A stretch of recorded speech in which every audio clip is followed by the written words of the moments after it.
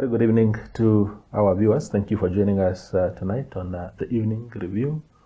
My name is Wonder Guchu, your host. Tonight we are joined on the set by Wonder Guchu. He is a veteran journalist who I have a pleasure of having as news editor of Namibian Sun newspaper, and we are here to look into some of the big news reports that have appeared, particularly in Namibian Sun today, including an explosive finding, apparently, by Minister James Sankwasa that there's a municipality that is about to swap on very soon because its councillors have acquired land for a mere $5. Thank you, Wanda, for joining me on the set. Thank you, Trevo. Yeah. Sankwasa, he's been quite a revelation in this new administration. He's very unorthodox, very rash in his approach. Some people are saying that he's embarrassing the ruling party, but he seems to be just determined to continue with his style. Yeah, it appears as if he actually knows what he's after. Yeah. And I wouldn't want to believe that he's just talking out of the sake of talking. Yeah. And he might have done his maths, his calculations. Yeah, yeah. But it will be an interesting thing to know how big this land is for just $5. It's like, you know, there's no way that you can buy maybe a Brechin, I don't know, it's about $3 now. Even a trolley of sand must be worth more than that. Yeah. So it will be an interesting thing to find out where this is. Yeah, yeah. And yeah. Do you think that because you know this report actually comes from an interview for the agenda, my show, which is screening on Sunday at 7 o'clock. I think there will be more details. Of course, he doesn't reveal even in that interview which local authority it is, but he is talking about stacks of documents on his desk about from different local authorities. This one says this one says this. Even this thing of Katima Mulilo, those are part of piles that were just on his desk, and he has reported Katima Mulilo to the ACC. Yeah, yeah. And what do you take? What is your take on him saying that the vehicles that were sold for land, that were received in exchange for land, must be forfeited to the state, because that is one of his demands right now? Yeah. Now, like he was explaining that there's no law that actually says that you can exchange the state land for anything else. You can't even barter it. I think he might have his own way, his own space there to say, my argument is this is the state land, so there's no law that allows you to exchange it for anything. But the Katima Mulilo thing is a first ever, and it will be a test case either for him, Sankwasa himself, for the government, and for the Swapo party. Yeah. What did you make of his fallout, if you like, with the ACC a week ago? Noah saying things about him, and him saying things about Palace Noah and the ACC. I'm not quite sure, because he might have had a reason as to exactly why he was accusing the ACC. But what I found surprising is that the next day, after the Sun had that story, and then the next day we saw another story where the ACC was actually saying, we are also investigating him. So that tit for tat kind of game. Yeah. Ethically, it didn't sit well. It didn't sit well with me. Yeah. Unless the story where the ACC was already investigating him was out there. But if the story was put out just for the sake of trying to silence him, then it's unfortunate. Yeah. It's very, very unfortunate. Absolutely.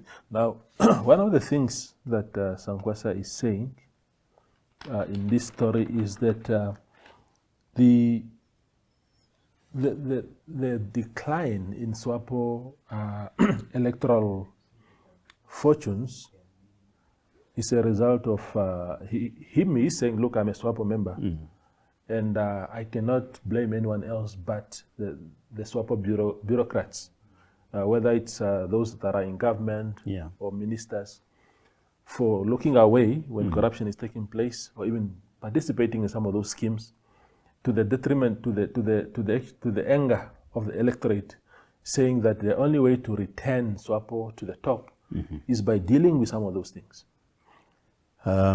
He actually has a poor point, because most of the people who used to vote for the ruling party, they had this belief that things will change. Yeah. But once they start seeing people who are at the top within the ruling party, they are getting rich, and like if they know that land is being sold, because when he talks about the stacks and stacks of papers on his desk, those things are not coming from him, but they are coming from the people on the ground. Yeah. So the people will start to see that our hopes and our beliefs in the ruling party are not being honored, and they may not come to anything. So they will look for an alternative.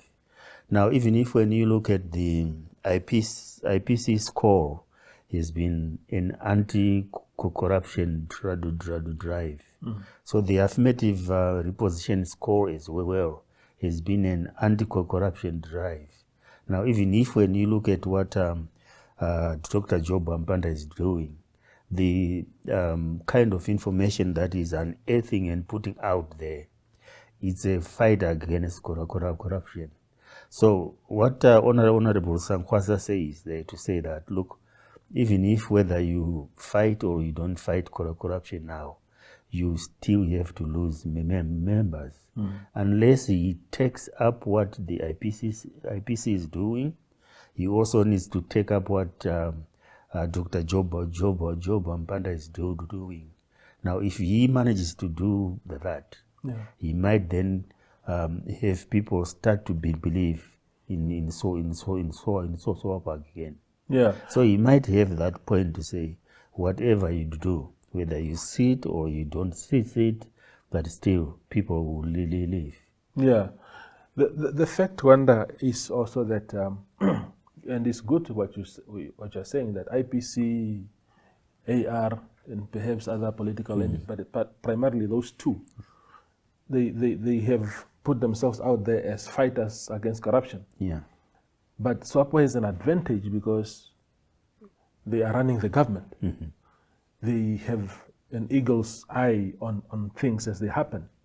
So if there was a competition about who is fighting corruption the best, SWAPO is actually in the best position, because they have the machinery, they have the resources of the state to root out corruption. So they ought to then use that to beat others to that. Yeah.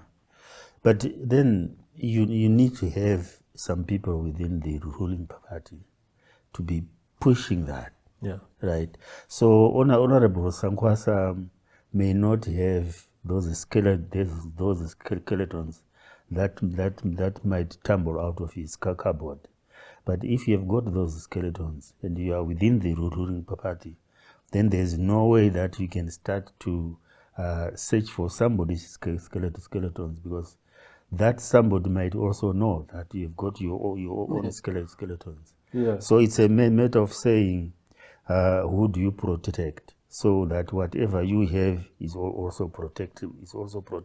Yeah. So the card that the ACC tried to play against him, that no, he also got this tender, and this tender was this and that and that. Yeah.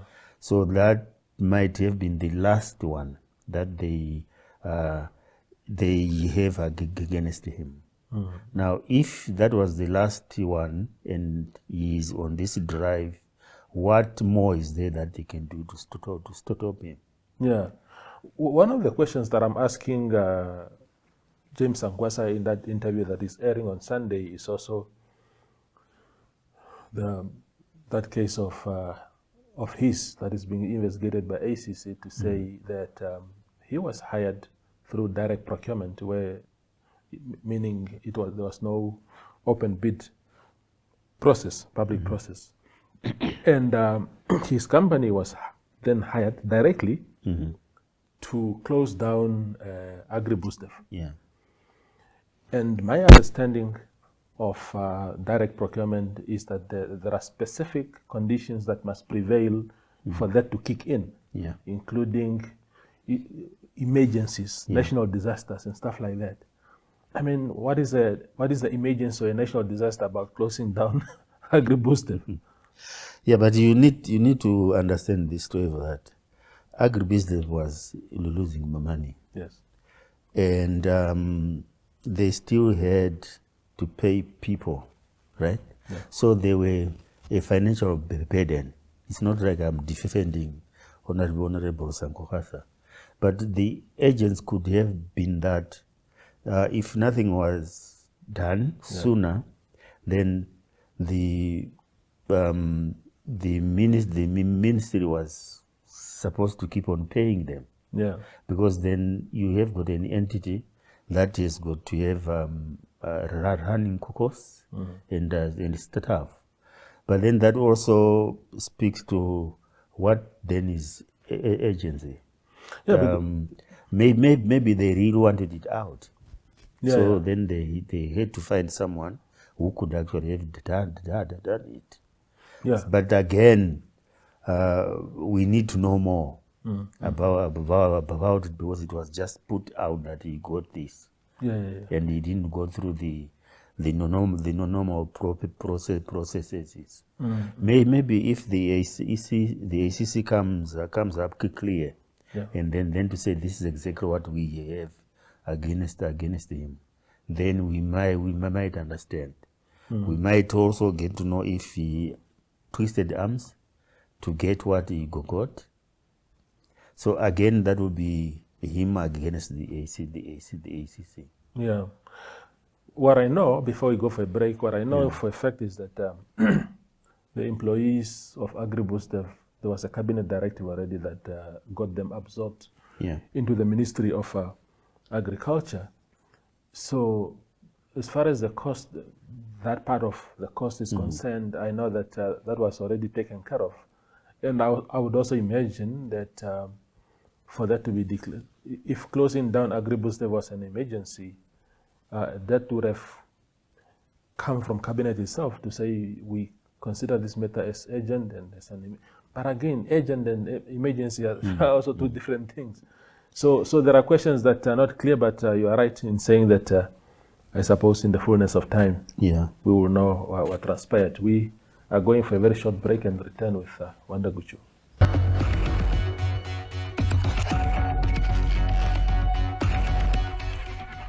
The evening review continues with my colleague Wonder Guchu. Now, one of the stories also that we have in today's paper is this vicious cycle of debts to the Walvis Bay residents. There's a very explanatory story here by Adam Hartman that seems to really paint a picture of what is happening there in Walvis Bay. What do you recall of what is being said here, just for those who haven't read the article? The article says that if you owe a certain amount,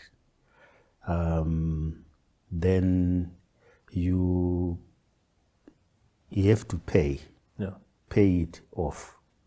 But then while you are paying off, you also have to have water, you have to have electricity, which means that you are also accumulating a cost. Every day, essentially. Yes, every day. So it doesn't stop.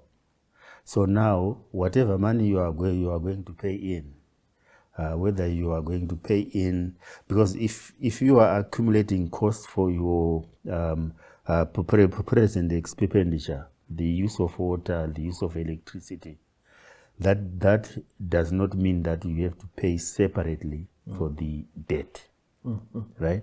So whatever you are putting in, that's where then the debt has to come off. So the main issue here is that the debt doesn't seem to reduce. Yeah. Right? So your present and current use of water, the charges, they actually remain because part of it has to go and pay debt. Yeah. That's the explanation there. So quite a number of people don't seem to understand that. So unless one will then have to say, if I owe the municipality 2,000 now I have to pay 1.5 towards that. While I've paid 1.5 towards what I owe, but my last month's charge is 1,000. So you have to pay that separate. Yeah. But my understanding is that people are just going to pay, saying I owe, and I have these charges. So that's when the deductions come in now. So when people look at what they are supposed to pay for, then they will be expecting that the amount is going to go down. Yeah. But the amount is not going to go down because the interest still comes in. And the red force charges comes in, which is about 12%. So the cycle then starts. Yeah. So unless one then says, I owe 2.5, but this month I've spent about 700, my charges, then you go and pay 3.2, then you would actually have cleared it. But you don't clear it because you have got two things that you must service, the debt plus the current charge. So people then will have to look at their statements, and then they see that still is going up. Yeah. It's because of the interest. Yeah, but I suppose this story, of course, comes from the coast. But essentially, this is across the country. In Windhoek, you still are subjected to the same process. Might be with the exception of towns that do not use debt collectors, who add their own interest. Let's look at this issue of Red Force, because it's refusing to die. And Red Force, every time their contract, because the municipalities are under pressure from politicians and the residents, and politicians wanting to appease their electorate, then they say, no, terminate that contract. And every time this matter goes to court, Red Force emerges victorious because of that contractual obligation, because the terms of termination are already in that contract to say, if I'm underperforming, you can terminate. If I do this, you can. But now, sometimes, most of the time, Red Force is actually doing its bit. But of course, it's to the detriment of your common man who owes the money. What should be the approach here? Because once there's no pressure of the likes of Red Force on residents to fulfill their legal obligations to pay for what they have consumed, then they also get relaxed. And then the municipalities' debts spiral out of control. Then we have problems of service delivery. What must be the approach here? The repayment of debt is not an easy thing. Even if when you go to borrow cash, when someone comes after you, it's like you never asked for that money. So things are tough, yes. And most of the municipalities that have engaged the Red Force, they haven't said that, like you mentioned earlier on, that they did not get their money worth, because they would go in, Red Force would go in, and then get the money out. But maybe what makes the common man angry is what we were talking about, that if you are a debt collector and you have got some obligations, you don't have to go and smile with people. You need to bring the money in, because that's exactly where your 12% is. So maybe it's the way the debt collectors then will go and make people pay. Yeah. But the reason that most municipalities will engage a debt collector like Red Force speaks to the need, because they would have failed themselves. So then they will have to bring in someone whom they think can do the job. So we cannot say people must pay, because things are actually tough. But then there must be an understanding as to an explanation as to, like, when people come and say, but look, I've been paying, but still my amount is not going down. Someone must go in then and explain to them that, look, it is not going down because 1, 2, 3, 4. Yeah. But if you want it to go down, then this is exactly what you want to do. Because debt by nature, you are actually locked in. Right? So if once you pay off, the debt collector will not be happy that you have paid off. Yeah. So they need to lock you in so that the man keeps on coming. But I also think that this is a matter between the debt collectors, the municipalities, and the people and the people. Why can't there be an explanation as to how this works? Because I saw on social media someone complaining that he has paid off, but still there's an amount that is needed for him to pay. So in which case the debt collector would have calculated the way they know, but the person who is paying will be saying, I owed 3.5, so I've paid off 3.5, but they don't factor in all the other charges. Yeah. So it's a matter where someone has to go out and explain to say, even if you owe this much and you would have paid this much, this is exactly how it works.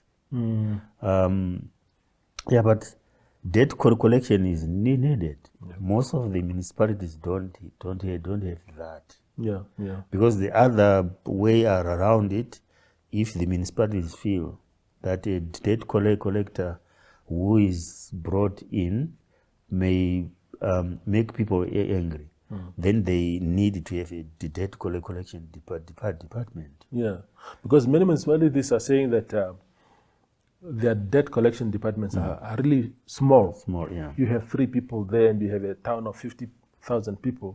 There's just no way, and 50,000 people and 20,000 of those are in debt to engage all of them.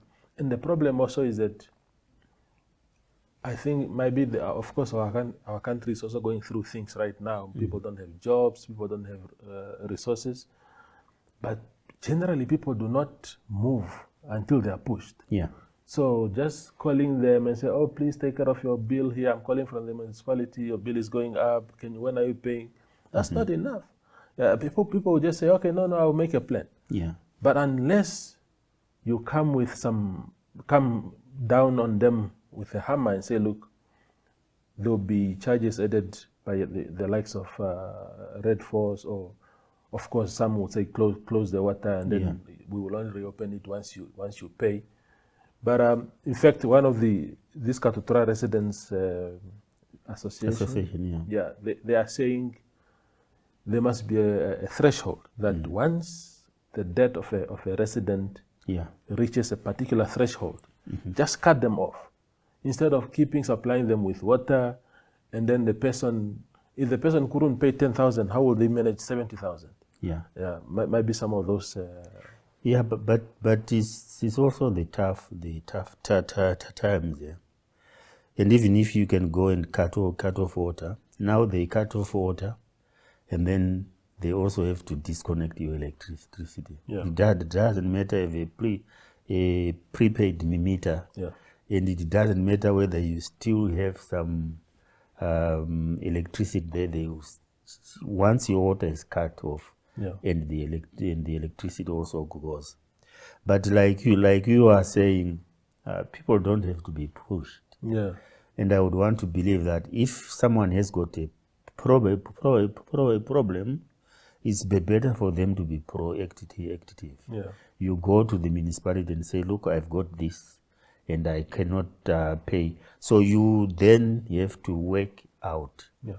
Every month I'll be paying this much. Yeah. But like the association is saying, one must also tell the municipality that, look, once my charge gets to this point here, please just cut me off. Yeah, while I make a plan. Yeah, but it's not an easy thing to say cut my water off. Nobody's going to volunteer that. No.